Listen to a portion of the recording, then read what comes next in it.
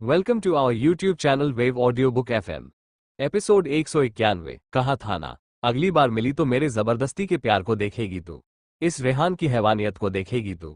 अब तुझे पता चलेगा कि जब एक आशिक दिल जला बनता है तो वो अपने हाथ से ही कैसे अपनी ही मोहब्बत को खाक करता है। कहके उसने दिव्या को कंधे पे उठाया और उसे लेके कमरे में चला गया और डोर को अंदर से बंद कर लिया।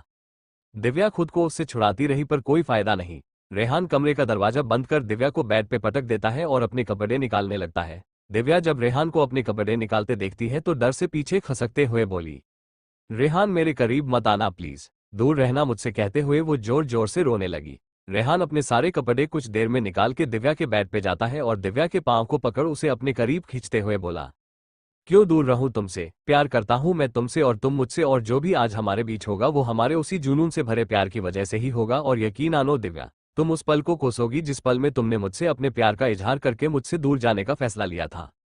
इन 5 सालों में जितना तड़पा हूं मैं, उस सारी तड़प का एक एक बदला मैं तुमसे लूंगा। जिस खून के आंसू में रोया हूं वैसे ही तुम्हें रुलाऊंगा मैं। कहते हुए वो उसके ऊपर आ गया और उसके होंठों पे होंठ रख उसे किस कम बाइट ज्यादा करने लगा। वो उसे बहुत ही एग्रेसिवली किस कर रहा था और साथ ही साथ उसके बॉडी से एक एक कपड़ों को फाड़ के हटा रहा था। दिव्या अपनी पूरी ताकत लगा रही थी उससे आजाद होने की, पर वो नाकामयाब थी। रेहान पूरे 5 साल का गुस्सा उस पे एक साथ अभी निकाल रहा था। कुछ देर में रेहान ने उसके बॉडी से सारे कपड़े फाड़ के हटा दिए और उसके बॉडी के हर एक पार्ट पे बाइट करने लगा। उसने दिव्या के दोनों हाथ को अपने दोनों हाथ से मजबूती से बेड पे धंसा रखा था और उसे बाइट किए जा रहा था। दिव्या दर्द से चिल्ला रही थी और रही थी, पर रेहान पे उसका जरा सा भी असर नहीं हो रहा था। होगा भी कैसे, इन 5 सालों में वो पत्थर दिल जो बन गया था और अभी वो अपने इसी पत्थर दिल से दिव्या को उसकी डिग्निटी को मसल रहा था। और यहाँ धानी को धैर्य ने जकड़ के रखा था। धानी को दिव्या के चीखने की आवाज, चिल्लाने की आवाज बहुत अच्छे से आ रही थी और उस आवाज से उसका कलेजा फट रहा था। वो धैर्य से विनती कर रही थी कि वो रेहान को रोक दे, पर धानी ने कुछ देर पहले उसके सामने अतुल के लिए जिस तरह से स्टैंड लिया था उससे धैर्य बौखलाया हुआ था और फिलहाल के लिए उसके अंदर ना ही इंसानियत थी और ना ही प्यार का एक कतरा। उसे अभी बस धानी और दिव्या दोनों से बदला लेना था और वो अभी ले रहा था। वही उसके ऑर्डर पे अतुल को गार्ड्स ने मार मार के अधमरा कर दिया था। धानी इन सारी चीजों को देख अपनी सारी हिम्मत खो के धैर्य के सामने घुटने के बल बैठ के बोली, प्लीज धैर्य, मेरी बहन को छोड़ दीजिए, किसी की भी जान मत लीजिए, बदले में आपको मेरे साथ जो करना है कर लीजिए, पर प्लीज सबको जाने दीजिए। मैं अपनी वजह से किसी को भी दर्द में नहीं देख सकती हूँ। कहते हुए वो बिलक बिलक के रोने लगी। धैर्य धानी को जब ऐसे रोते हुए देखता है तो उसके पास घुटने के बल बैठ उसके आंसू को अपनी उंगली में लेते हुए बोला, बहुत दर्द हो रहा है तुम्हें इन लोगों के लिए, है ना? और पर इन 5 सालों में मेरे लिए तुम्हें एक बार भी दर्द नहीं हुआ। एक बार भी तुमने ये नहीं सोचा कि जब मुझे पता चलेगा कि तुम मुझे छोड़ के चली गई हो तो मुझ पे क्या बीतेगी, कैसे मैं जीऊंगा? तुम्हारे पास तो सब कुछ था पर मेरे पास तो सिर्फ तुम थी और हमारा बच्चा, और तुमने मुझसे वही छीन लिया धानी। आज मैं जो भी हूं तुम्हारी वजह से हूं, तुम मेरी इस हैवानियत की जिम्मेदार हो। और क्या कहा तुमने कि मुझे तुम्हारे साथ जो करना है कर लूं, पर इन सबको छोड़ दूं तो एक बात सुन लो धानी, तुम्हें तो सजा दूंगा मैं, हर एक पल दूंगा, पर साथ में उन सभी को भी दूंगा जो मेरी बर्बादी का कारण है। कहते हुए उसने धानी के बाल को पकड़ा और उसे अपने करीब खींच लिया। धानी के मुंह से दर्द से एक आह निकल गई। धैर्य अभी धानी के होंठों के करीब बढ़ ही रहा था कि तभी उसके कान में एक बहुत ही मीठी मगर तेज आवाज आए, मेरी मम्मी को छोड़ दो वरना मैं तुम्हें शूट कर दूंगा। धैर्य के कान में इस आवाज को सुन के जैसे एक मिठास सी भर गई हो। वो हैरानी से आवाज की तरफ एकटक देखने लगा। ये दक्ष था जो कि अभी अभी घर में आया था सविता जी के साथ। सविता जी तो इतना सब कुछ देख फ्रिज सी हो गई थी, पर दक्ष ने जैसे ही देखा कि कोई अनजान आदमी उसकी मां को टॉर्चर कर रहा है, उसके अगले ही पल उसने एक गार्ड के हाथ से बंदूक को झटके में छीन के धैर्य पे पॉइंट कर दिया। गार्ड दक्ष के हाथ से गन वापस लेने के लिए आगे बढ़ा ही था, लेकिन जब उसने उसके मुंह से धानी के लिए मम्मी शब्द सुना तो उसने अपने कदम पीछे ले लिया और अपने सर को उसके आगे झुका लिया। धैर्य दक्ष को अपने सामने गन पॉइंट किए हुए देख तिरछी स्माइल करता है और उसे देखते हुए बोला, अगर मैं तुम्हारी मम्मी का नौ नहीं छोड़ूंगा तो क्या करोगे तुम? इस गन से शूट करोगे तुम मुझे? दक्ष धैर्य को अपनी छोटी छोटी आंखों से घूरते हुए गुस्से में बोला, हाँ शूट करूंगा मैं तुम्हें, मेरी मम्मी को कोई भी चोट नहीं पहुंचा सकता। दूर हटो मम्मी से उसने गन से दूर जाने का इशारा किया और उसके इशारे को देख धैर्य के चेहरे पे तीखी मुस्कुराहट आ गई। एपिसोड 192। वही धानी जब दक्ष के हाथ में गन देखती है तो हैरान होती है। वो अपनी जगह से जल्दी से उठ दक्ष के पास आ उसे अपनी गोद में उठा धैर्य से बोली, इससे आपका कोई रिश्ता नहीं है, इसलिए प्लीज इससे दूर रहिए। धैर्य धीमे कदमों से दोनों की तरफ बढ़ते हुए बोला, पर मैंने तो कुछ कहा ही नहीं है अभी तुमसे धानी।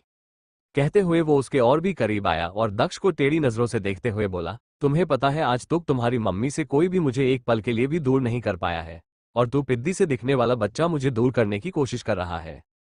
धानी हैरान थी ये जान के कि कैसे कोई भी इंसान छोटे बच्चे से ऐसी बात भी कर सकता है। वो धैर्य को अभी घूर रही थी गुस्से में।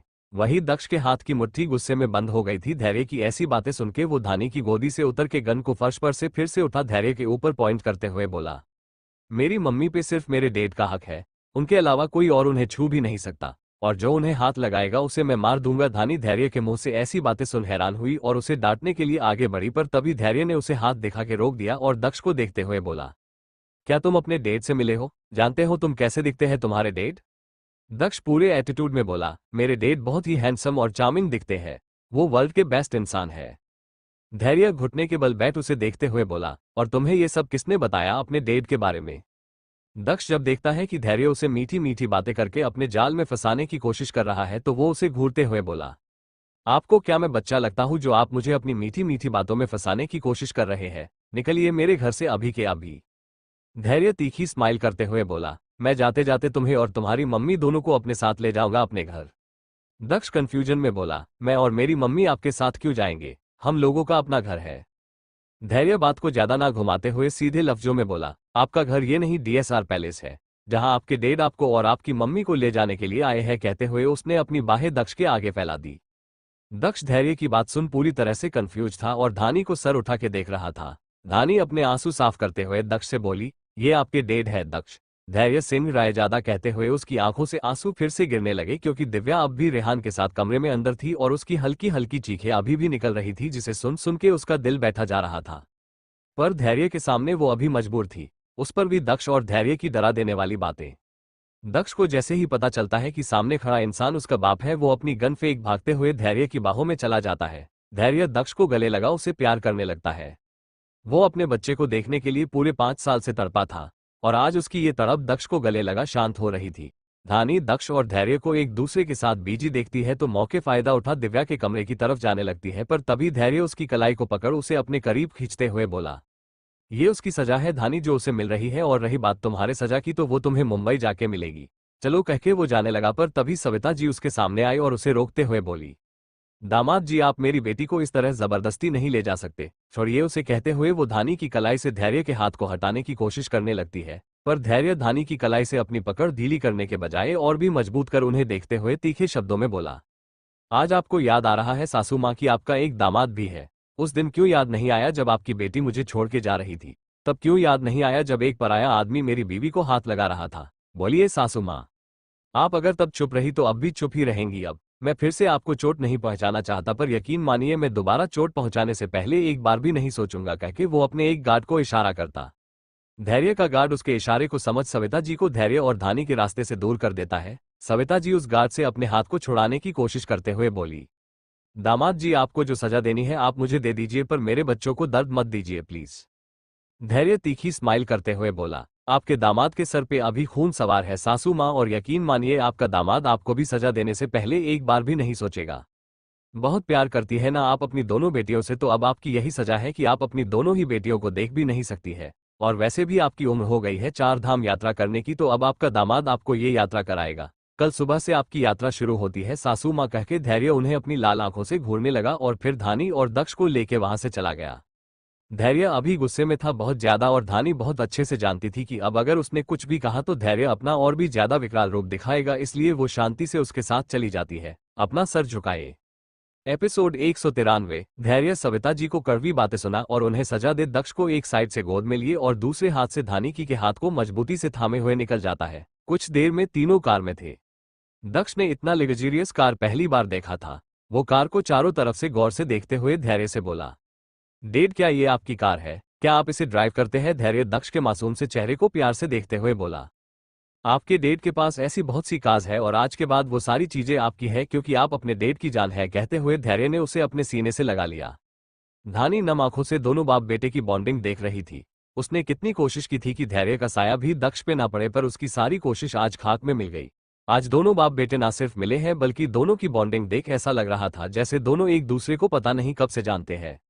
धानी यही सब सोचते हुए दोनों को शांत नजरों से देखे जा रही थी और अपने आंसू बहा रही थी। वो भले ही अभी यहाँ दक्ष और धैर्य के साथ थी, पर उसका दिल दिव्या के पास लगा था।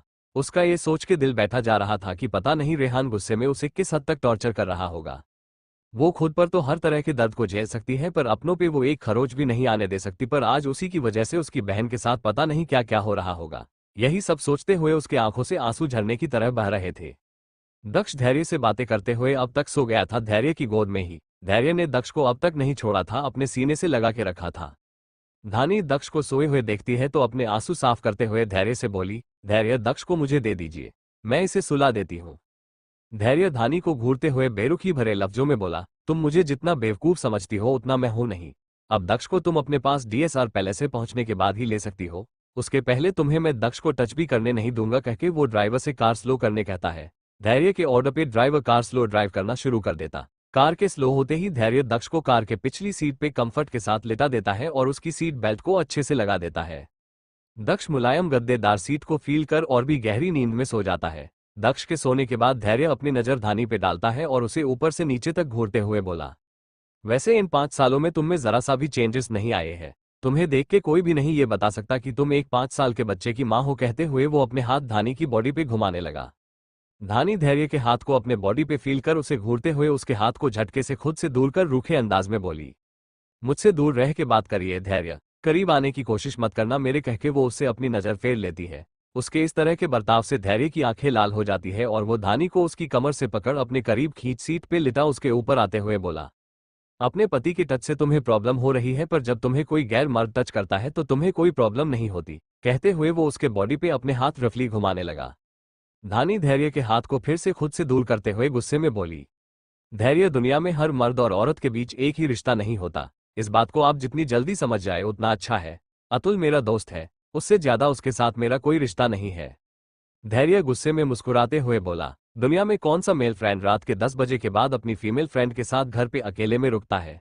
कौन से जस्ट फ्रेंड्स के बीच इतनी ज्यादा करीबी होती है कि लोगों को लगे कि वो किस कर रहे हैं, कहते हुए वो धानी के थाई को जोर से गुस्से में प्रेस करने लगा। धैर्य के इस तरह की हरकत से धानी को दर्द होने लगा और वो दर्द से करहाते हुए बोली, धैर्य प्लीज नहीं दर्द हो रहा है। धैर्य उसके थाई को और जोर से प्रेस करते हुए बोला, और जो मुझे दर्द हो रहा है उसका क्या धानी? मैंने इन 5 सालों में जो दर्द, जो तन्हाई सही उसका क्या धानी? हर एक दिन मैंने जो तुम्हें पूरे भारत में ढूंढने में बिताया उसका क्या धानी? बोलो। धैर्य की आंखों में धानी को साफ साफ तड़प और दर्द दिखाई दे रहा था। उसकी तड़प, उसका दर्द अभी उसके गुस्से के रूप में बाहर निकल रहा था, जिससे धानी को अभी बहुत ज्यादा दर्द हो रहा था। धैर्य धानी को वैसे ही घूरते हुए कार के एक बटन को प्रेस कर कार में दोनों साइड के पार्टीशन को ऑन कर देता है। पार्टीशन के ऑन होते ही धानी की आंखें हैरानी से फैल जाती है और उसकी सांसें थम जाती है। धैर्य उसके डर और उसकी घबराहट को पूरी तरह से सच करते हुए उसके ऊपर आ उसे पेशेनेटली किस करने लगता है। धैर्य अभी धानी को गुस्से और जलन की वजह से काफी डीप किस कर रहा था। वो किस करते हुए धानी के होंठों और उसके जीभ को चबाए जा रहा था। धानी को धैर्य के इस तरह से किस करने पे बहुत ज्यादा दर्द हो रहा था और इसलिए वो खुद को धैर्य से लगातार अलग करने की कोशिश कर रही थी, पर नाकामयाब थी। उसका यूं धैर्य से दूर होने की कोशिश करना धैर्य को और ज्यादा गुस्सा दिला रही थी और वो उसे गुस्से में और भी ज्यादा पैशन के साथ डीप किस किए जा रहा था। उसके ऐसे किस करने की वजह से धानी के होंठों से खून बहने लगा, पर धैर्य खून की हर एक बूंद को पीते हुए उसे तब तक किस करता रहा जब तक उसे खुद सांस लेने में प्रॉब्लम नहीं होने लगी। वही धानी का इन सब की वजह से बहुत ही बुरा हाल हो गया था। उसका अब दम घुटने लगा था और चेहरा लाल हो रहा था। वो धैर्य से आजाद होने के लिए लगातार उस पे मुक्कों की बारिश कर रही थी, पर कोई फायदा नहीं। धैर्य का गुस्सा, उसका ओबेशन आज उस पे हावी था। उसके अंदर धानी के लिए जो प्यार और फिक्र थी वो गुस्से और जलन की वजह से फिलहाल के लिए पूरी तरह खत्म हो चुकी थी। करीब आधे घंटे बाद धैर्य उसके होंठों को छोड़ उसके गले पे आता है और बाइट्स करते हुए नीचे की ओर बढ़ने लगा। धानी लगातार खुद को छुड़ाने की कोशिश करते हुए धैर्य से बोली, धैर्य प्लीज अभी ये सब मत करिए, दक्ष जाग जाएगा। सोचिए उस मासूम पर क्या बीतेगा जब वो अपने डेट को अपनी मां के साथ ऐसा बर्ताव करते हुए देखेगा, तो कहते हुए वो उसे खुद से दूर करने की कोशिश करने लगी। आखिर धैर्य और रेहान दोनों ही दिल जले आशिक अपने जले हुए दिल को शांत करने के लिए किस हद तक अपनी ही मोहब्बत को बर्बाद करेंगे। एपिसोड 194। धैर्य धानी पे अपना गुस्सा उतार ही रहा था कि तभी कार रुकती है और ड्राइवर की आवाज आती है। बॉस हम पहुंच गए। धैर्य ड्राइवर की आवाज सुन धानी से अलग होता है और उसे घूरते हुए बोला, ये सिर्फ ट्रेलर था मिसेस राय, ज्यादा पूरी पिक्चर मैं तुम्हें मुंबई जाने के बाद दिखाऊंगा, कहके उसने दक्ष के सीट बेल्ट को खोला और आराम से उसे अपनी गोद में लेके कार से निकल गया। और वही धानी धैर्य के अलग होने के बाद सीट पे बैठ के रोने लगी। उसे अभी काफी दर्द हो रहा था अपने होंठों पे और बॉडी के ऊपरी हिस्से पे। वो अभी खुद की किस्मत पे रो रही थी कि तभी धैर्य की एक कड़क आवाज आए, बाहर आओ धानी, या मैं तुम्हें अपनी बाहों में उठा के बाहर लेके आऊं। धैर्य की धमकी सुन धानी ने जल्दी से अपने आंसू को साफ की और हड़बड़ी में बोली, मैं आ रही हूं। धैर्य कहके उसने अपने कपड़ों को ठीक किया और खुद को रुपट्टे से कवर कर बाहर आई। वो बाहर आए तो उसने देखा कि सामने हेलीपैड है और धैर्य का अपना पर्सनल चोपर उड़ने के लिए रेडी है। धानी अभी उस चोपर को देख रही थी कि तभी धैर्य की आवाज फिर से उसके कान में गई। बार बार तुम्हें मैं एक ही बात नहीं कहूंगा धानी। धानी धैर्य की आवाज सुन होश में आई और उसे एक नजर देख उसके पास चली गई। धानी जैसे ही धैर्य के पास आए, धैर्य ने उसे उसकी कलाई को अगले ही पल जकर उसके साथ चोपर में बैठ गया। तीनों के बैठते ही चोपर उड़ान भरना शुरू कर देता है। धानी इन सब की वजह से काफी ज्यादा थकी थी, इसलिए वो नींद की आगोश में पता नहीं कब चली गई, ये उसे भी नहीं एहसास हुआ। धैर्य सोती हुई धानी को देखते हुए बोला, कमाल की बात है, मेरी नींद, मेरा चैन सब कुछ छीनने के बाद भी तुम कैसे सो सकती हो। धानी कहके वो फीकी मुस्कान करता है और धानी से अपना मुंह फेर दक्ष को देखते हुए उसकी पीठ को सहलाने लगा। अगली सुबह डीएसआर पैलेस। धानी की नींद सुबह के करीब 10 बजे के आसपास खुलती है। नींद के खुलते ही वो बेड पे अपने हाथ को घुमाते हुए कुछ ढूंढते हुए नींद भरी आवाज में बोली, दक्ष आप उठ गए क्या? कहाँ हो आप? मम्मी के पास आओ। कहते हुए वो अपनी आंख खोलती है पर उसे दक्ष बेड पे नहीं मिलता। दक्ष को बेड पे ना देख धानी घबरा जाती है और जल्दी से उठ पूरे कमरे में दक्ष को ढूंढते हुए चिल्लाए, दक्ष आप कहाँ हो? देखो बेटा, मम्मी को परेशान मत करो और जल्दी से आ जाओ मम्मी के पास। कहते हुए वो सब जगह दक्ष को ढूंढने लगी। उसी समय कमरे का दरवाजा खुला और एक भारी कदम कमरे में आते हुए बेरुखी से बोला, अब दक्ष से मिलने का सपना अपने दिमाग से निकाल दो। धानी धानी हैरानी से धैर्य की ओर देखते हुए उसके पास भाग के आई और उसके शर्ट को अपनी दोनों मुट्ठी में जकड़ते हुए बोली, क्या बकवास कर रहे हैं आप धैर्य? दक्ष मेरा बेटा है, पैदा किया है उसे मैंने, उससे आपने अगर मुझे दूर किया तो मैं मर जाऊंगी। धैर्य धानी के बालों को अपनी मुट्ठी में जोर से पकड़ गुस्से में दांत पिसते हुए बोला, मरने का नाम भी मत लेना धानी, वरना मैं तुम्हारे अपनों को ऐसी जिंदगी दूंगा कि वो उस पल को कोसेंगे जिस पल में उन सबका तुमसे रिश्ता जुड़ा था। और रही दक्ष की बात, तो उससे तो तुम मिलने से रही और ये तुम्हारी सजा है। मुझसे मेरे बेटे को दूर करने के लिए, मुझे 5 साल तक तड़पाने के लिए, मुझसे मेरा प्यार, मेरी फैमिली, सब कुछ छीनने के लिए। जिस दर्द से इन 5 सालों में मैं गुजरा हूं अब तुम भी गुजरोगी। कहके उसने धानी को फर्श पे धक्का दिया और कमरे से बाहर निकल डोर को बाहर से लॉक कर दिया। धानी धैर्य के ऐसे जाने पे जल्दी से उठी और डोर को खोलने की कोशिश करते हुए चिल्ला के बोली, धैर्य नहीं, आप मुझे मेरे बच्चे से दूर नहीं कर सकते, दरवाजा खोलिए धैर्य प्लीज, मैं मां हूं उसकी, प्लीज धैर्य। कहते हुए वो दरवाजे को जोर जोर से पीटने लगी, पर क्योंकि ये कमरा साउंड प्रूफ था इसलिए धानी की आवाज कमरे में ही दबके रह गई। वहीं दूसरी ओर चारों तरफ बस घने पेड़ और पंछियों की आवाज आ रही थी। आसपास के माहौल को देख ऐसा लग रहा था जैसे ये जंगल है। इस जंगल के बीचों बीच एक बहुत ही बड़े और विशाल पेड़ पे एक घर बना हुआ था लकड़ियों से। इस हाउस ट्री में एक लड़की एक छोटे से लकड़ी के बेड पे बेहोश पड़ी थी। उसके बॉडी पे कपड़े के नाम पे सिर्फ एक कंबल था। पूरी बॉडी पे काटने के निशान थे जो कि अब नीले पड़ चुके थे। दोस्तों, ये लड़की और कोई नहीं दिव्या है, जिसपे रेहान ने पूरी रात अपनी मनमानी की, अपना गुस्सा निकाला और जब दिव्या इन सारी चीजों को झेलते झेलते बेहोश हो गई तो रेहान दिव्या को बेहोशी की हालत में इस जंगल में लेके आ गया और यहाँ लाने के बाद उसने उस पे फिर से अपनी मनमानी की, जिस वजह से दिव्या अब भी बेहोश पड़ी थी। कुछ देर में कमरे का दरवाजा एक चर्रर के आवाज के साथ खुलता है और अंदर रेहान आया। ब्लैक कलर की जीन्स और ब्लैक कलर की एकदम फिट बनियान पहने, चेहरे पे डरा देने वाली सख्ती लिए, लाल आंखों से दिव्या को घूरते हुए उसकी तरफ कदम बढ़ाते हुए बेड पे बैठा और पास में रखे जग में जितना भी पानी था सारा उस पे उड़ेल दिया। दिव्या पानी के पड़ने से अचानक होश में उठ के बैठ गई और सामने रेहान को देख डर से कांपते हुए खुद को कंबल से कवर करते हुए डरी हुई आवाज में बोली, रेहान तुम यहाँ क्या कर रहे हो? जाओ यहाँ से। कहते हुए वो खुद को कंबल से और अच्छे से कवर करने की कोशिश करने लगी। रेहान दिव्या की हरकतें देख फीकी मुस्कान करता है और बोला, जिस चीज को तुम मुझसे छुपाने की कोशिश कर रही हो उस चीज को मैंने पूरी रात अपने नीचे मसला है दिव्या, और यकीन मानो तुम्हारी हरकतें देख मेरा मन वही सब करने के लिए फिर से मचल रहा है। दिव्या रेहान की बातें सुन हैरानी और डर से उसे देखने लगी और बोली, रेहान इन 5 सालों में तुम कितना ज्यादा बदल गए हो, पूरी तरह से जंगली जानवर बन गए हो तुम, मैंने इस जानवर से प्यार नहीं किया था। कहते हुए उसकी आंख से आंसू बहने लगे। रेहान गुस्से में दिव्या को फिर से अपने पास खींच के बेड पे लेटा, उसके ऊपर से कंबल को हटा, उसके ऊपरी बॉडी को मसलते हुए बोला, जिस रेहान से तुमने प्यार किया था वो रेहान तो 5 साल पहले उसी दिन मर गया जिस दिन तुमने उसे धोखा दिया। अभी यहाँ तुम्हारे सामने जो रेहान है वो सिर्फ एक दिल जला आशिक है जो अपनी आशिकी में अपनी ही महबूबा को बर्बाद करना चाहता है, वो भी पूरी तरह से। और यकीन मानो दिव्या, मुझे इस चीज में बहुत मजा आ रहा है। कहके उसने अपने भी सारे कपड़ों को निकाल दिया और दिव्या के ऊपर आके फिर से उसके साथ जबरदस्ती करने लगा। दिव्या उससे खुद को आजाद कराने की अपनी पूरी कोशिश कर रही थी, पर जितनी वो खुद को उससे आजाद कराने की कोशिश करती रेहान की पकड़ उस पर उतनी ही मजबूत होती और वो उतनी बनी बेदर्दी से उससे बिहेव करता। Episode 195 DSR palace. दोपहर के करीब 1 बजे कमरे का डोर खुला और एक सर्वेंट अंदर आ सर झुका के धानी से बोली, मैम लंच रेडी हो गया है, आप नीचे डाइनिंग एरिया में लंच करेगी या यहाँ कमरे में आपके लिए मैं लेके आओ? वो अपनी बात कह ही रही थी कि तभी धानी उसको साइड कर कमरे से बाहर निकल भागते हुए हॉल में आई और चिल्लाते हुए बोली, दक्ष दक्ष कहाँ हो आप? मम्मा आपको ढूंढ रही है बेटा, प्लीज मम्मा के पास आ जाओ। कहते हुए वो यहाँ वहां ढूंढने लगी दक्ष को। धानी को इतना परेशान देख पैलेस की एक बहुत ही पुरानी सर्वेंट को उस पे दया आ गई। पैलेस में कुछ सर्वेंट अब भी ऐसे थे जो धानी को पर्सनली जानते थे और उससे बहुत प्यार करते थे और उसके लिए कुछ भी कर सकते थे। वो सर्वेंट धानी की तड़प को देख नहीं पाई और धानी के पास आके सर झुका के बोली, ma'am little boss big boss के साथ गार्डन में है, बॉस उन्हें फायरिंग करना सिखा रहे हैं। धानी सर्वेंट की बात सुन हैरान हुई और भागते हुए गार्डन में चली गई तो सामने का नजारा देख उसकी हैरानी और भी ज्यादा बढ़ गई। सामने धैर्य और दक्ष थे। एक टेबल पे कई तरह की गन्स रखी हुई थी और दक्ष के लिए स्पेशली एक चेयर रखी गई थी जिसपे खड़ा हो वो फायरिंग कर रहा था। धानी ने जब दक्ष के निशाने को देखा तो और ज्यादा हैरान हुई। सामने कुछ लोग खड़े थे जिनके सर पर अलग अलग तरह की चीजें रखी हुई थी, जैसे फ्रूट्स, बॉल, सॉफ्ट टॉयज। धैर्य दक्ष को उन चीजों पे निशाना लगाना सिखा रहा था। धानी को धैर्य की इस हरकत पे बहुत तेज गुस्सा आया और वो भाग के वहां जा दक्ष को अपने गोद में लेते हुए धैर्य से गुस्से में बोली, धैर्य आप क्या पागल हो गए हैं जो अपने ही बेटे को आप मर्डर करना सिखा रहे हैं? धैर्य धानी के अचानक से बीच में आने पे घूरने लगा।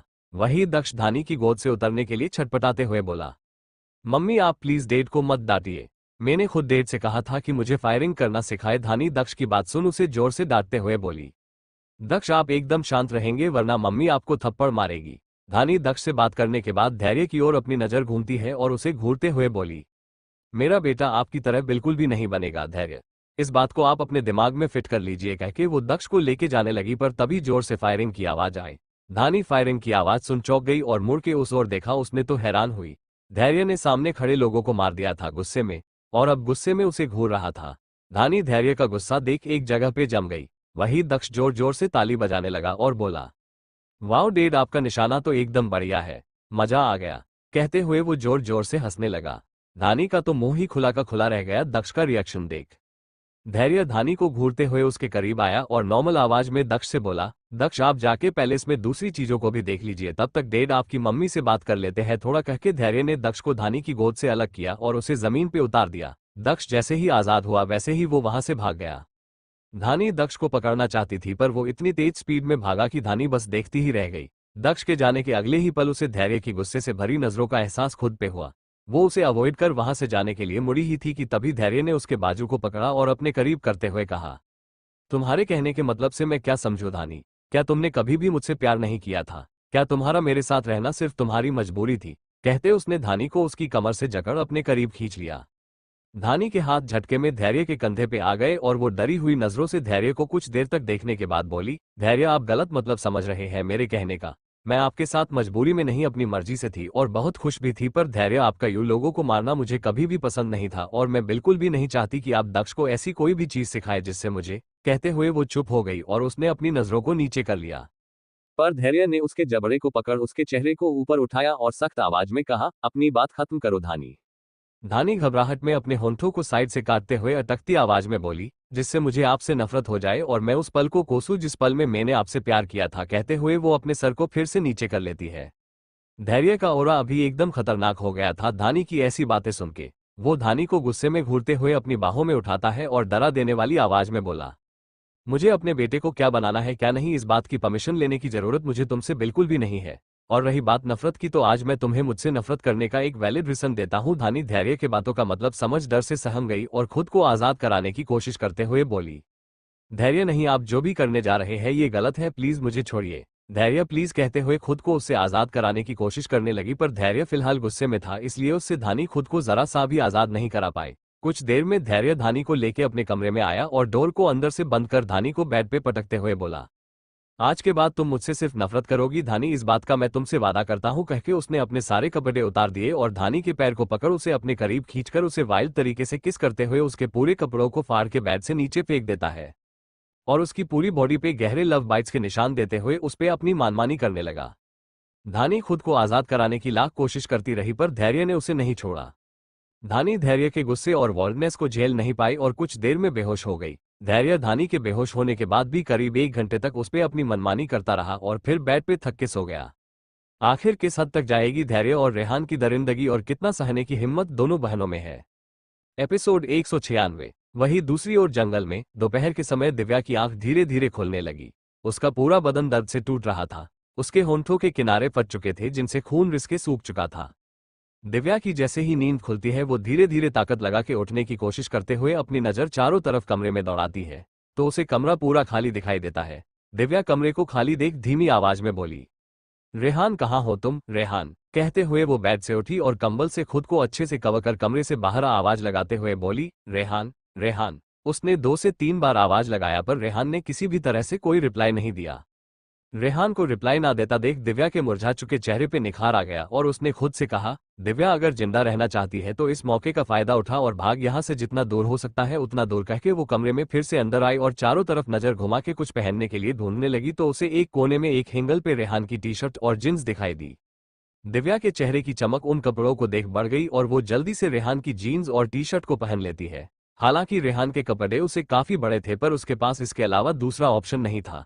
वो पास में ही पड़ी रस्सी से जीन्स को अपनी कमर को टाइट कर नीचे से उसे फोल्ड कर चलने लायक बनाती है और कमरे से बाहर निकल चारों तरफ नजर घुमा के एक बार और देखती है और आसपास किसी को भी नापा खुश हो उस ट्री हाउस से नीचे उतर जमीन पे पैर रखती है।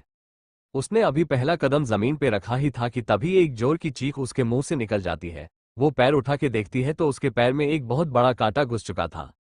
दिव्या अपने मुंह को जोर से दबा उस कांटे को झटके में अपने पैर से निकाल वहां से नंगे पैर ही भागना शुरू कर देती है। उसे यहां से गए अभी करीब 5 मिनट ही हुए होंगे कि तभी रेहान आया हाथ में कुछ सामान लिए। वो उन सामान को लेके ट्री हाउस के अंदर चला जाता है और सामान को साइड टेबल पे रख बेड की तरफ नजर घुमाता है और बेड को खाली देख गुस्से में उसकी मुट्ठी बंद हो जाती है। रेहान गुस्से में दांत पिसते हुए खुद से बोला, मुझसे दूर भाग के तुमने दोबारा बहुत बड़ी गलती की है दिव्या। कहके वो ट्री हाउस से नीचे आया तो उसकी नजर जमीन पे लगे खून के धब्बों पे गई। वो उन खून के धब्बों को ध्यान से देखते हुए खुद से बोला, भागना ही था तो ऐसे भागती कि मुझे कोई सबूत ना मिलता दिव्या। कहके वो तिरछा मुस्कुराया और उन खून के धब्बों का पीछा करते हुए उस ओर भागने लगा। दिव्या जंगल में करीब 20 मिनट से एक ही दिशा में भाग रही थी पर उसे दूर दूर तक कहीं पे भी कच्ची सड़क नहीं दिखाई दी। ऊपर से दोपहर के समय में चिलचिलाती धूप, उस पर भी दिव्या का खाली पेट और रेहान की गई हैवानियत, इन सभी चीजों की वजह से उसे चक्कर आने लगे और जिससे उसके भागने की स्पीड अब स्लो होने लगी। उसका गला प्यास की वजह से सूखने लगा और आंखों के सामने अंधेरा छाने लगा। वो सर पकड़ के ऊपर की ओर देखती है और अपनी थूक गटक के अपने गले को गिला करते हुए खुद से बोली, नहीं दिव्या तो इतनी जल्दी हार नहीं मान सकती, हिम्मत कर और भाग यहाँ से। कहके वो अपनी हिम्मत फिर से बांधती है और भागने के लिए अपने कदम उसने अभी आगे बढ़ाया ही था कि तभी कोई उसकी कलाई को पकड़ता है और उसे अपने करीब खींच लेता है। दिव्या अचानक हुए इस हरकत से डर जाती है और उसके सीने पे अपना सर रख गहरी गहरी सांस लेने लगती है। रेहान दिव्या की हालत देख फीकी मुस्कान कर उसका मजाक बनाते हुए बोला, कमाल की बात है, मुझी से दूर भाग रही हो और मेरे ही सीने पे सर रख के मेरा ही सहारा ले रही हो। कितनी कमजोर हो तुम दिव्या। दिव्या की मुट्ठी गुस्से में बंद हो जाती है रेहान के ताने को सुन के और गुस्से में वो अपनी पूरी ताकत लगा रेहान को दूर धक्का देते हुए चिल्लाए, नहीं लूंगी मैं तुम्हारा सहारा कभी भी, मरते मरते मर जाऊंगी पर तुम्हारा सहारा नहीं लूंगी मैं। रेहान कहके वो भागने के लिए आगे बढ़ी पर रेहान ने उसकी कलाई को अगले ही पल पकड़ लिया। दिव्या अभी गुस्से में थी इसलिए उसने अगले ही पल रेहान के उस हाथ में अपनी पूरी ताकत लगा के जोर से बाइट कर लिया। दिव्या की बाइट से रेहान ने झटके में उसके हाथ को छोड़ दिया और हाथ को झटकते हुए गुस्से में चिल्लाया, तू सच में एक नंबर की जंगली बिल्ली है। कहके वो उसकी ओर देखा पर तब तक दिव्या गायब हो चुकी थी। रेहान दिव्या की हरकत पे गुस्से में उस ओर देखने लगा जहां दिव्या भाग रही थी। रेहान दिव्या को भागता देख गुस्से में दांत पिसते हुए खुद से बोला, तू बार बार मेरे अंदर के शैतान को जगाने का काम कर रही है दिव्या, तुझे नहीं पता तेरी इस गलती की मैं तुझे क्या सजा दूंगा। कहके वो उसके पीछे भागने लगा। दिव्या भागते हुए ऑलमोस्ट कच्चे सड़क के पास आ ही गई थी कि तभी उसे अपने सामने एक जहरीला सांप दिखा फन फैलाए हुए। दिव्या उस सांप को देख के डर गई और मुड़ के उस ओर भागने लगी जहां से वो बच के आई थी। वो भागते हुए अचानक रेहान से टकरा गई और उससे कसके लिप चिल्लाते हुए बोली, रेहान वहां सांप है, वो मुझे खा जाएगा, प्लीज बचा लो मुझे। कहते हुए उसने अपने पांव को रेहान की कमर पे रेप कर लिया। रेहान सर्द नजरों से सामने फन फैला के बैठे हुए सांप को घूरने लगा। उसकी आंखों में अभी किसी भी तरह के भाव नहीं थे। वो उस जहरीले सांप को करीब 10 मिनट तक वैसे ही घूरते रहा बिना पलक झपकाए और उसके ऐसे घूरने से सांप वहां से चला गया शांति से। सांप के जाने के बाद रेहान रूखे लहजे में बोला, नीचे उतरो गया सांप। दिव्या अपना सर रेहान के सीने से निकाल पीछे देखती है और सांप को ना पाके हल्का महसूस करती है और अगले ही पल वो रेहान की गोद से उतर राहत भरी सांस लेते हुए आगे बढ़ने के लिए आगे बढ़ी ही थी कि तभी रेहान ने उसकी कलाई को पकड़ के उसे अपने करीब खींचा और अगले ही पल उसने दिव्या को अपने कंधे पे किसी कांदे की गोनी की तरह उठा लिया।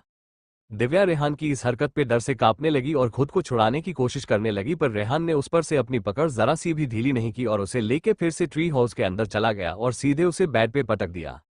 दिव्या को पहले से बॉडी पेन था, उस पर भी ये बेड गद्देदार बिल्कुल भी नहीं था और रेहान का ऐसे झटके में उसे पटकना। उसके सर पे बेड का एक कोना जोर से लगा और उसने अपने सर को पकड़ के रेहान को गाली देते हुए बोली, ओए चमगादड़, लकड़बग्घा, मुझे क्या तूने कोई सामान समझ रखा है जो ऐसे पटक रहा है? इंसान हूं मैं और दर्द होता है मुझे चिंपैंजी, कह के वो उसे गुस्से में घूरने लगी। पर उसकी बोलती तब बंद हो गई जब उसने रेहान को अपने कपड़े निकालते हुए देखा। रेहान ने उससे एक वर्ड भी नहीं कहा और सीधे अपने सारे कपड़े निकाल उसके ऊपर आ, उसके भी सारे कपड़े निकाल उसके साथ वैसे ही जबरदस्ती करना शुरू कर देता है। दिव्या ने पिछली रात से कुछ भी ना ही खाया था और ना ही पिया था, और उस पर भी रेहान की जबरदस्ती। वो अपना सारा गुस्सा और फ्रस्ट्रेशन दिव्या पे उसके साथ जबरदस्ती करके निकलता। EPT 197। दिव्या ने पिछली रात से कुछ भी ना ही खाया था और ना ही पिया था, और उस पर भी रेहान की जबरदस्ती। वो अपना सारा गुस्सा और फ्रस्ट्रेशन दिव्या पे उसके साथ जबरदस्ती करके निकलता। दिव्या अभी बेहोश पड़ी थी बेड पे। उसकी बॉडी पे अभी कपड़े के नाम पे कुछ भी नहीं था। पूरे बॉडी पे काटने के निशान थे जो अब एकदम नीले पड़ चुके थे। रेहान दिव्या की बॉडी पे आए जख्मों के निशान को सर्द नजरों से देखते हुए खुद से बोला, इस दर्द को तुमने खुद अपने हिस्से में लिखा है दिव्या। मैं ये सब कभी नहीं चाहता था। हमेशा रूम्हे प्रिंसेस की तरह ट्रीट करना चाहता था, पर तुमने मेरे दिल को इतनी बेदर्दी से रौंदा है कि अब तुम्हें इस तरह से जख्म देने पर ही दिल को राहत मिलती है। कह के वो साइड में रखी अपनी पेंट उठा के पहनता है और साइड में रखे पानी से भरे जग को उठा उसे पूरा का पूरा दिव्या पे उड़ेल देता है। दिव्या अचानक से ऐसे पानी पड़ने पे चौंक के उठ जाती है हड़बड़ा के, और रेहान की ओर देखने लगती है, पर रेहान की नजरें उसे नहीं उसके भीगे हुए नेक्ड बॉडी को देख रहे थे। दिव्या जब रेहान की नजरों को अपनी बॉडी पे फील करती है तो साइड में रखे कंबल से खुद को कवर करते हुए बोली, तुम पूरी तरह से हैवान बन चुके हो रेहान। ऐसी दरिंदगी और हैवानियत तुम उस लड़की पर कर रहे हो जिससे तुमने एक समय में प्यार किया था, वो भी टूट के, कहते हुए वो रोने लगी।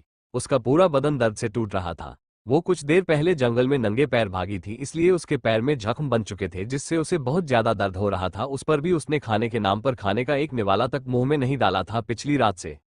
रेहान दिव्या को रोते हुए देख गुस्से में बोला, ये तो बस शुरुआत है दिव्या। मैंने जो इन 5 सालों में सहा है धैर्य से धानी को अलग करने के बाद, उसका आधा भी तुमने नहीं सहा। अभी तो तुम्हें और टॉर्चर होना है, और ये जो आंसू तुम बहा रही हो ना, तुम उसकी तो बाढ़ आने वाली है यहाँ, उसने बेरुखी भरे लहजे में कहा। जिसे सुन दिव्या गुस्से में बोली, दीदी और जीजू को अलग करने का मेरा फैसला ना तब गलत था और ना अब गलत है। तुम और जीजू इंसान नहीं राक्षस हो, जिसे किसी के भी मरने और जीने से कोई फर्क नहीं पड़ता, और मुझे इस बात की खुशी है कि दीदी मेरी वजह से जीजू से अलग हो पाए और अपने लिए कुछ कर पाए। तुम्हें पता है रेहान दीदी का बचपन से सपना था डॉक्टर बनने का, जिसे वो पूरा भी कर रही थी हर मुश्किल को झेलते हुए, पर तुम्हारे बॉस धैर्य सिंह रायजादा दीदी की जिंदगी में आ गए और उन्होंने अपने प्यार को दीदी के लिए एक जंजीर बना दी। माना मैंने कि दीदी जीजू के साए में सेफ थी, पर अंदर से खुश वो कभी नहीं थी, क्योंकि जीजू की वजह से उन्हें अपने बचपन के सपने को कॉम्प्रोमाइज करना पड़ा। जीजू के आने के बाद में दीदी की लाइफ में सिर्फ वही रह गए थे और उनका ओबेशन। दर्द होता था मुझे तब जब मैं दीदी के हाथ पर गले पर जख्म देखती थी। उनके होंठ अक्सर फटे रहते थे जिन्हें देख के मैं मरती थी, क्योंकि मुझे अच्छे से पता था कि दीदी ये जो भी झेल रही है वो मेरे और माँ की वजह से झेल रही है। इसलिए जब मुझे मौका मिला तो मैंने अपनी दीदी को जीजू से अलग कर दिया। और अगर तुम मुझे मेरी उस गलती के लिए इससे भी भयानक सजा देना चाहते हो तो मैं रेडी हूँ। कहते हुए उसके आंख से आंसू बहने लगे। उसके होंठ रोने की वजह से कांप तो रहे थे, पर उसके कहे हुए एक एक शब्द रेहान के दिल पर किसी छुरी की तरह चुभ रहे थे। वो कुछ देर तक दिव्या को सर्द नजरों से वैसे ही घूरता रहा और फिर वहां से चला गया। उसके जाने के बाद दिव्या बेड पे लेट के रोने लगी फूट फूट के। DSR पैलेस, धानी और धैर्य का कमरा। धानी बेड पे सो रही थी। धैर्य भी उसके पास बेड पे लेटा था और उसे सोते हुए देख रहा था। दोनों की बॉडी पे कपड़े के नाम पर सिर्फ एक कंबल था जिससे दोनों की बॉडी कमर तक ढकी हुई थी। धैर्य धानी को सोते हुए अभी निहार ही रहा था कि तभी धानी की नींद कच्ची होने लगी और वो कसमसाते हुए उठने लगी। धैर्य धानी को उठते हुए देख उसके ऊपर झुक के उसके कान में धीरे से बोला, how are you feel right now जान। धानी की अभी नींद पूरी खुली भी नहीं थी कि उसके कान में धैर्य के ताने से भरे शब्द पड़े। वो गुस्से में धैर्य को घूरते हुए बोली, अपने पति की हैवानियत को घंटों तक खुद पर सालों के बाद झेलने के बाद कोई कैसा फील कर सकता है। धैर्य कह के वो खुद को कंबल से कवर कर बेड पे उठ के बैठ गई।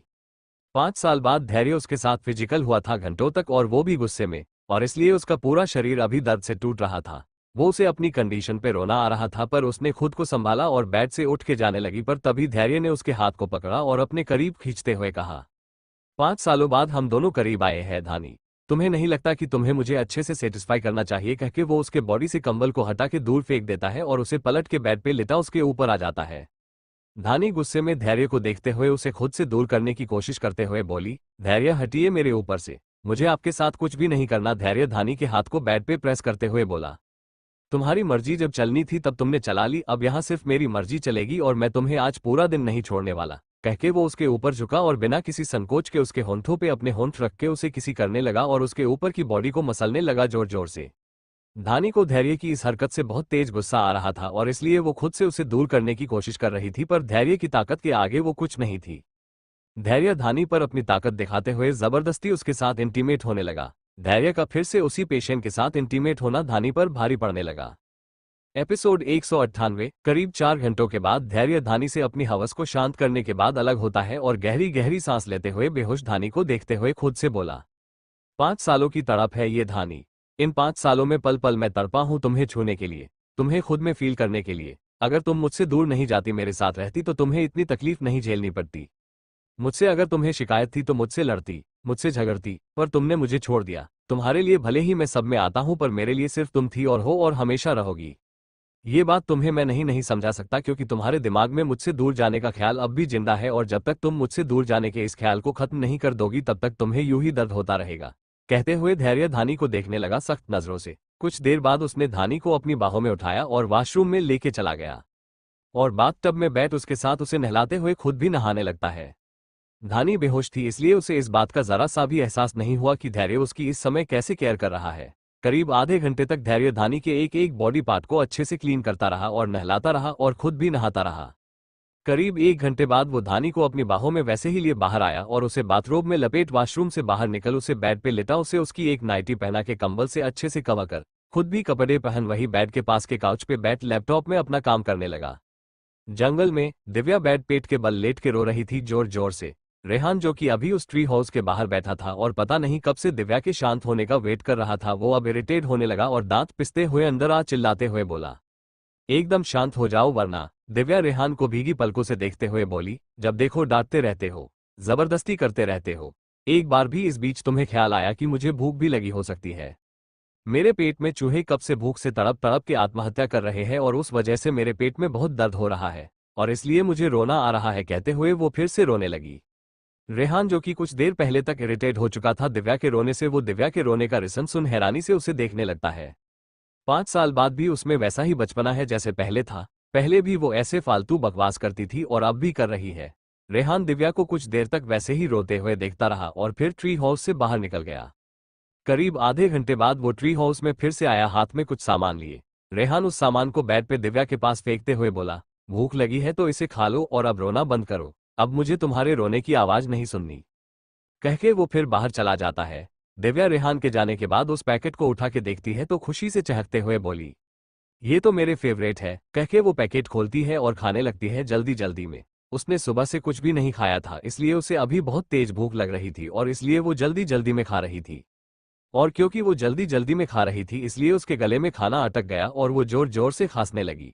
रेहान, जो कि बाहर ही बैठा था, उसे दिव्या के खांसने की आवाज जैसे ही आई वो भाग के अंदर आया और दिव्या की बुरी हालत देख उसके पास आ उसकी पीठ को रब करने लगा। रेहान के ऐसे करने हुए दिव्या को आराम मिला और वो रेहान की ओर देखते हुए धीमी आवाज में बोली, थैंक यू, मुझसे बेपनाह नफरत करने के बाद भी मेरी केयर करने के लिए। कहते हुए उसकी आंखें छलक गई। रेहान दिव्या की आंखों में अपने लिए फीलिंग्स देख गुस्से में बोला, अपनी इन भोली आंखों से मुझे दोबारा फंसाने की कोशिश भी मत करना दिव्या। मुझे फिर से इन मासूम नजरों की जाल में नहीं फंसना।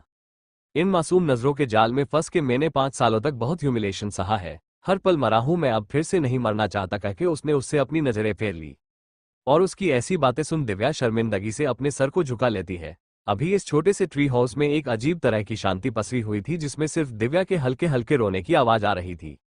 DSR palace. शाम के आसपास धानी अपने होश में आती है और बेड से उठने की कोशिश करने लगती है, पर उसी समय उसे एक कड़क आवाज आती है, कोशिश भी मत करना धानी बेड से अपने पैर को जमीन पे रखने की भी, मेरा गुस्सा तुम झेल नहीं पाओगी। धानी धैर्य की बात सुन उसे घूरते हुए बोली, धैर्य मेरा एक 5 साल का बच्चा है जिसे मैंने सुबह से देखा तक नहीं है। मुझे उसके पास जाना है और उसके लिए मुझे बेड से नीचे उतरना होगा और वो मैं करूंगी। कहते हुए वो अपने पैर जमीन पे रखती है। धैर्य धानी के एटीट्यूड को देख उसे घूरने लगा और बोला, इन 5 सालों में बहुत हिम्मत आ गई है धानी, मजा आएगा तुम्हारी इस हिम्मत और अकड़ को फिर से तोड़ने में। धानी फीकी मुस्कान करते हुए धैर्य के करीब आई और उसकी आंखों में देखते हुए बोली, पिछली बार टूटी थी मैं, क्योंकि आपके प्यार में मुझे वो गर्माहट और उस कशिश का एहसास हुआ था, पर इस बार नहीं धैर्य, इस बार टूटी तो अपने बच्चे को खो दूंगी मैं आपके जिद और आपके ओबेशन के आगे। मैं आपसे दूर गई थी ताकि अपने बच्चे को मैं अच्छी शिक्षा दे सकूं और उसके दिल में दूसरों के लिए प्यार और फिक्र को जगा सकूं, पर अगर मैं टूटी तो आप मेरे बच्चे को अपनी तरह क्रूअल और पत्थर दिल माफिया बन जाएगा और मैं उसे वो नहीं बनने दूंगी।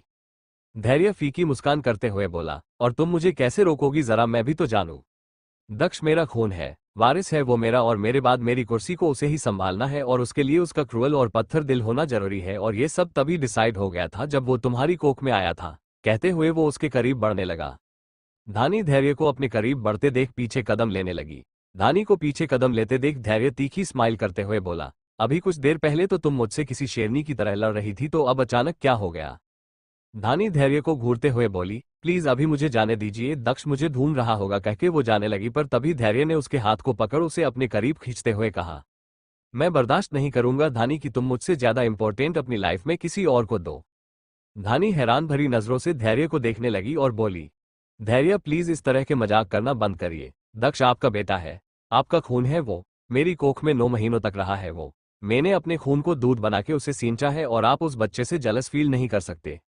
एपिसोड 199। धानी हैरान भरी नजरों से धैर्य को देखने लगी और बोली, धैर्य प्लीज इस तरह के मजाक करना बंद करिए। दक्ष आपका बेटा है, आपका खून है वो, मेरी कोख में 9 महीनों तक रहा है वो। मैंने अपने खून को दूध बना के उसे सींचा है, इसलिए प्लीज आप दक्ष से जलस फील नहीं करेंगे, धानी सख्त लहजे में कहा।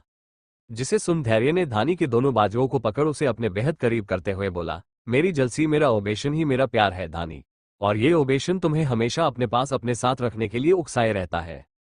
इस जलसी की वजह से ही कोई दूसरा तुम्हारे पास भटकने की कोशिश भी नहीं कर सकता है, क्योंकि उसे पता है कि धैर्य उस इंसान को जिंदा भी नहीं छोड़ेगा, और इस ओबेशन में दक्ष भी शामिल है। तुम्हें उसे जितना प्यार करना है करो, जितना उस पर तुम्हें अपनी ममता लुटानी है लुटाओ, पर जब मैं तुम्हारे साथ रहूं तो तुम्हारी लबों पर तुम्हारी आंखों में सिर्फ मेरा नाम रहे, सिर्फ मेरे लिए प्यार दिखे। ये कहते हुए उसकी आवाज में एक जुनून था, एक पागलपन से भरी दीवानगी थी। धानी धैर्य के इस पागलपन से भरी दीवानगी और जुनून को देख एक गहरी सांस लेती है और खुद को छुड़ाने की कोशिश करते हुए उससे बोली, धैर्य माँ बाप बनना इतना आसान नहीं होता, उसके लिए बहुत से कॉम्प्रोमाइज करने पड़ते हैं हर किसी को। हर पेरेंट को अपनी खुशियों से बढ़ के अपने बच्चे की खुशियों के बारे में सोचना पड़ता है। प्लीज धैर्य समझने की कोशिश करिए और छोड़िए मुझे। कहते हुए वो अपने बाजू से उसके हाथ को हटाने की कोशिश करने लगी, पर धैर्य उसकी बाजू से अपनी पकड़ ढीली करने के बजाय और भी ज्यादा मजबूत करते हुए उसे अपने और करीब कर उसकी आंखों में देखते हुए बोला, दक्ष खून है मेरा, उसके लिए हर तरह के कॉम्प्रोमाइज करने के लिए तैयार हूं मैं। अगर अपने बच्चे के लिए मुझे अपनी जान भी देनी पड़ी तब भी मैं एक बार भी नहीं सोचूंगा, उसकी सेफ्टी मेरे लिए सबसे ज्यादा इंपॉर्टेंट है। पर जहां बात तुम्हारी आती है वहां मैं जरा सा भी कॉम्प्रोमाइज नहीं करूंगा। मेरे लिए तुम्हें किसी के भी साथ बांटना गवारा नहीं है, फिर चाहे वो कोई भी हो। धैर्य आखिरी की लाइन पे जोर देते हुए डरा देने वाली आवाज में बोला, जिसे सुन धानी लाचारी में बस उसे देखते ही रह गई। उसके पास सारे शब्द ही खत्म हो गए थे धैर्य की बातें सुन के। वो धैर्य को क्या जवाब दे क्या नहीं ये उसे समझ ही नहीं आ रहा था। धैर्य कुछ देर तक धानी की आंखों में वैसे ही देखते रहा और फिर उसके बाजू को छोड़ एक गहरी सांस लेते हुए बोला, आई होप तुम्हें मेरी बात अच्छे से समझ में आ गई होगी। कहके उसने धानी के फोरहेड पे एक किस किया और कमरे से निकल गया। धानी हैरान भरी खामोश नजरों से धैर्य को बस जाते हुए देखती ही रह गई। लाचारी की वजह से उसकी आंखों से आंसू वैसे ही बह रहे थे। जंगल में शाम का समय हो चुका था और खुले मौसम की वजह से आसपास ठंड बढ़ गई थी और एक अजीब सी शांति की वजह से कुछ अजीब सी आवाजें आ रही थी। ये आवाजें जंगल के जंगली जानवरों की थी, जो कि दिन के समय तो नॉर्मल लगती थी पर रात के समय ये किसी को भी डरा देती। चारों तरफ घना अंधेरा था। ट्री हाउस में भी एक डिम लाइट की वजह से हल्की रोशनी थी, और इस हल्की रोशनी और डरा देने वाली आवाज के साथ दिव्या पूरे ट्री हाउस में अकेली थी। डर की वजह से उसने खुद को कंबल में लपेट रखा था और लगातार हनुमान चालीसा का जाप किए जा रही थी। वो खुद में खोई हुई थी कि तभी ट्री हाउस का डोर सरर की आवाज के साथ धीमे से खुलता है। सन्नाटे की वजह से ये सरर की आवाज भी इतनी ज्यादा डरावनी लग रही थी कि डर की वजह से दिव्या के शरीर के सारे रोंगटे खड़े हो गए और वो तेज आवाज में चिल्लाए, देखो तुम जो भी हो मेरे करीब मत आना वरना वो चमगादड़ तुम्हें कच्चा चबा डालेगा। कहते हुए उसने अपनी आंखों को जोर से बंद कर लिया और उसकी इस बात को सुन सामने से एक कड़क आवाज आई, किस चमगादड़ की बात कर रही हो तुम? कौन आया था यहाँ मेरे पीछे? दिव्या के चेहरे की चमक इस आवाज को सुन के एकदम से बढ़ गई और वो कंबल से निकल भागते हुए उससे एकदम से लिपटते हुए बोली, रेहान कहाँ चले गए थे तुम इतनी डरावनी जगह पे मुझे अकेला छोड़ के? तुम्हें पता है मैं कुछ देर पहले तक कितनी ज्यादा डरी हुई थी। रेहान दिव्या की सारी बातों को पूरी तरह अवॉइड करके उसकी कमर को जकड़ उसे अपने करीब कर पीछे से उसकी गर्दन को जकड़ते हुए कड़क आवाज में दांत पिसते हुए बोला, पहले मेरे सवाल का जवाब दो, किस चमगादड़ की बात कर रही थी तुम? कौन मेरे पीछे यहाँ आया था तुम्हारी मदद के लिए? दिव्या दर्द में करहाते हुए अपनी गर्दन को रेहान से छुड़ाने की कोशिश करते हुए बोली, मैं इस पूरी दुनिया में सिर्फ तुम्हें ही तो चमगादड़ कह के बुलाती हूँ, और वैसे भी तुमने मुझे इस जंगल में बेहोशी की हालत में लाया है और मेरे पास बाहरी दुनिया से कनेक्ट होने के लिए कुछ भी नहीं है, तो मैं किसे मदद के लिए बुलाऊंगी। कहते हुए उसकी आंखों से आंसू बह रहे थे।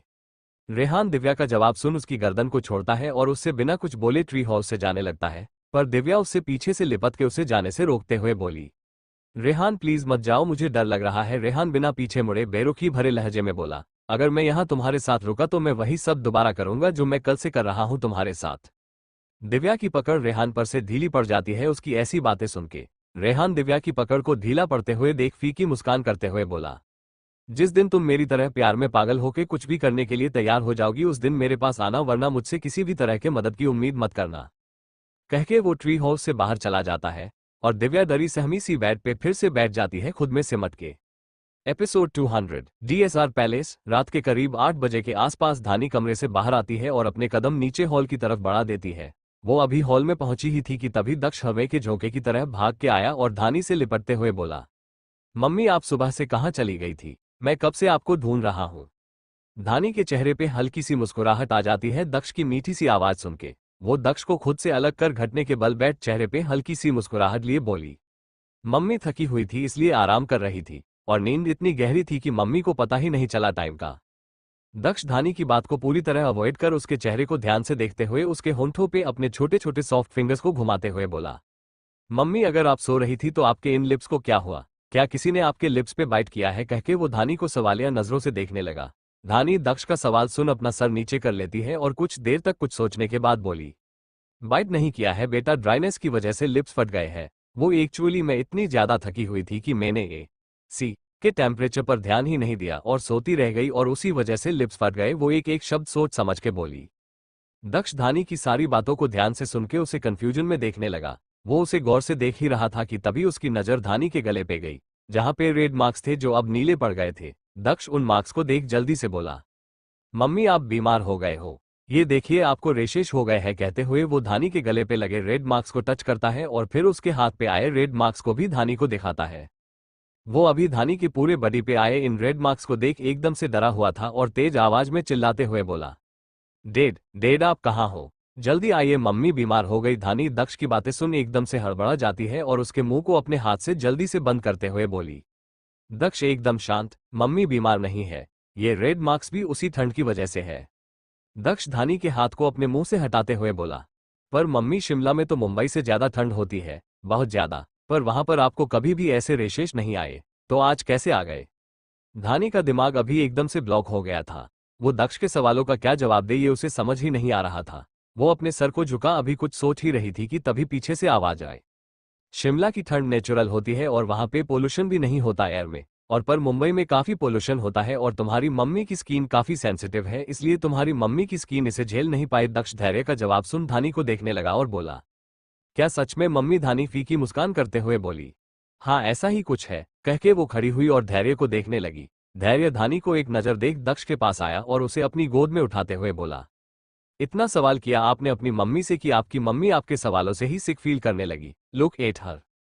दक्ष प्यारी सी स्माइल लिए हुए बोला, आई एम सॉरी मम्मी। कहके वो धैर्य की गोद से धानी के पास उछाल के चला गया और उसके गाल पे किस कर उससे लिपट गया और ये सब देख के धैर्य की आंखें एकदम सख्त हो गई। धानी की नजर भी धैर्य पर गई और उसने उसके बदलते हुए बिहेवियर को भी देखा, पर उसने उसे पूरी तरह अवॉइड किया और दक्ष को लेके डाइनिंग एरिया की तरफ चली गई। धैर्य भी धानी को घूरते हुए उसके पीछे डाइनिंग एरिया की तरफ चला गया और अपनी किंग वाली चेयर पे पैर चढ़ा के बैठ गया और धानी और दक्ष को घूरने लगा सर्द नजरों से। धानी दक्ष को टेबल पे बिठा एक प्लेट में खाने को अच्छे से सर्व कर उसे बहुत प्यार अपने हाथ से खिलाने लगी। दक्ष हर एक निवाले के साथ उसके गाल पर किस करता और प्यारी सी मुस्कुराहट के साथ उसे देखता, बदले में धानी भी प्यारी सी मुस्कुराहट उसे पास करती। दक्ष बीच बीच में अपने नन्हे हाथ से धानी को खिलाता। धानी भी बिना नखरे किए बहुत प्यार से उसके हाथ से खाती और ये सब देख धैर्य की आंखें और भी ज्यादा सर्द हो जाती। उसने बीच में कुछ भी नहीं कहा दोनों से और ना ही उसने धानी को जरा सा भी टोका, बस सर्द नजरों से अपनी जगह बैठे हुए उसे घूरते रहा। धानी अभी दक्ष के साथ इतना खोई हुई थी कि उसे जरा सा भी इस बात का एहसास ही नहीं हुआ। कुछ देर में धानी दक्ष को डिनर करा उसके चेहरे को वेट नेपकिन से क्लीन कर एक फीमेल सर्वेंट के साथ उसके कमरे में भेज देती है। दक्ष भी पेट भरने के बाद खुशी खुशी वहां से चला जाता।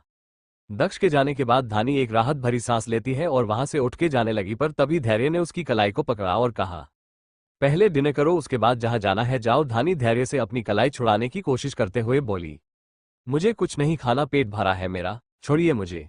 धैर्य धानी की बात सुन तीखी मुस्कान करता है और झटके में उसे अपने करीब खींच लेता है। उसके ऐसे करने पे धानी उसकी गोद में गिर जाती है। झटके में धैर्य धानी को अपनी लेप पे बिठा उसकी कमर पे अपनी पकड़ मजबूत करते हुए बोला, अगर तुम्हें भूख नहीं है तो कोई बात नहीं, मुझे भूख है, मुझे खिलाओ अपने हाथ से। धानी हैरानी से धैर्य को घूरते हुए बोली, धैर्य आप पागल हो चुके हैं, छोड़िए मुझे। धैर्य धानी को अपने एकदम से करीब कर उसकी आंखों में देखते हुए बोला, जिस दिन तुम्हें पहली बार मैंने तुम्हें देखा था और तुम्हारे लिए मैंने कुछ फील किया था अपने अंदर पागल, तो मैं उसी दिन हो गया था।